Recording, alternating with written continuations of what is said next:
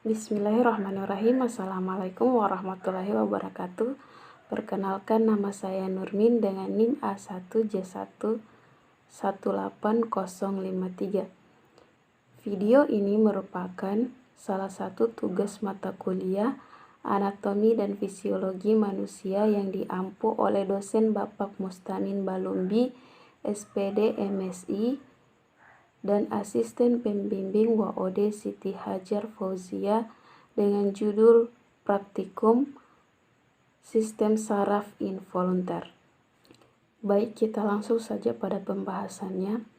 Nah, sistem saraf otonom atau sistem saraf involunter memegang peran penting yang dimana untuk meregulasi organ sebelah dalam. Sistem ini bekerja secara otomatis dan di luar kesadaran. Otomatisasi memungkinkan tubuh dapat menghadapi lingkungan yang selalu berubah setiap saat. Saraf otonom terinervasi dengan organ sebelah dalam seperti otot jantung, otot polos, dan kelenjar-kelenjar. Nah, sistem ini meregulasi tekanan dan aliran darah, motilitas saluran pencernaan dan sekresinya, suhu tubuh, dilatasi saluran pernafasan, paras glukosa, metabolisme, mikronutrisi, refleks pupil mata dan akomodasi, serta sekresi kelenjar-kelenjar dan termoregulasi yang masih banyak lagi dan dapat disebutkan. Nah, selanjutnya kita melangkah pada pembahasan bagian-bagian dari sistem saraf otonom. Nah, di sini sudah ada gambar bagian-bagian sistem saraf otonom. Yang pertama yaitu mata. Mata pada saraf simpatik letak ganglionnya berada pada paravertebral dan bekerja dalam dilatasi pupil mata dan relaksasi otot siliaris untuk pandangan jauh. Sedangkan pada saraf parasimpatik berada di saraf kranial 3 dan bekerja dalam kontraksi pupil mata dan otot siliaris untuk pandangan dekat. Yang kedua yaitu paru-paru. Nah, paru-paru ini pada saraf parasimpatik berada pada saraf kranial ke-10 dan bekerja pada konstruksi bronki dan merangsang sekresi. Sedangkan pada saraf simpatik berada pada paravertebral dan bekerja pada dilatasi bronki. Selanjutnya yang ketiga yaitu kelenjar submandibula dan submanual. Nah, kelenjar ini pada saraf simpatik berada pada saraf kranial ke-7 dan ke-9 yang bekerja dalam menstimulasi cairan ludah, sedangkan pada saraf simpatik bekerja dalam pencegahan pengeluaran cairan ludah. Yang keempat yaitu hati.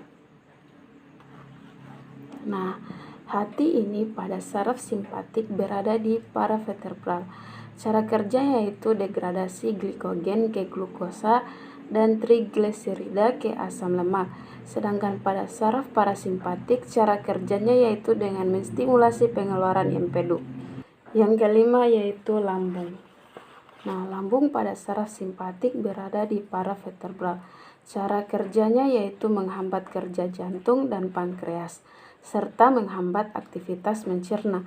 Sedangkan pada saraf parasimpatik berada di saraf kranial 10 dan cara kerjanya yaitu memacu kerja lambung dan sekresi eksokrin dan pelepasan insulin serta menstimulasi aktivitas mencerna. Yang keenam yaitu ginjal. Ginjal pada saraf simpatik berada di paravertebral dan bekerja dalam sekresi epinefrin dan neuroneprin. Yang ketujuh yaitu kandung kemih. Nah, kandung kemih ini pada saraf simpatik berada di paravertebral bekerja dalam relaksasi kandung kemih. Sedangkan pada saraf parasimpatik berada di saraf sakral bekerja dalam kontraksi kandung kemih. Selanjutnya yaitu jantung. Jantung pada saraf parasimpatik berada di saraf kranial 10 dan cara kerjanya yaitu dengan mengurangi denyut jantung dan kontraksi.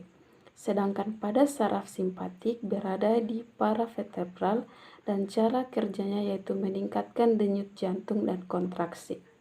Yang ke-10 yaitu kelenjar keringat. Nah, kelenjar keringat ini atau kulit pada saraf simpatik berada pada vertebral, bekerja untuk memproduksi keringat, sedangkan pada sistem saraf simpatik bekerja dalam menurunkan ekskresi keringat. Yang terakhir yaitu usus kecil dan usus besar. Nah, pada saraf simpatik ini usus kecil dan usus besar berada di paravertebral. Cara kerjanya yaitu perlambatan pencernaan dan menghentikan sekresi dan kontraksi sphincter. Sedangkan pada saraf parasimpatik berada di saraf kranial 10 dan saraf sakral. Cara kerjanya yaitu meningkatkan mobilitas dan ekskresi dan relaksasi sphincter untuk meningkatkan defekasi. Nah, tiap saraf dari sistem saraf simpatis terdiri dari satu neuron preganglion dan postganglion.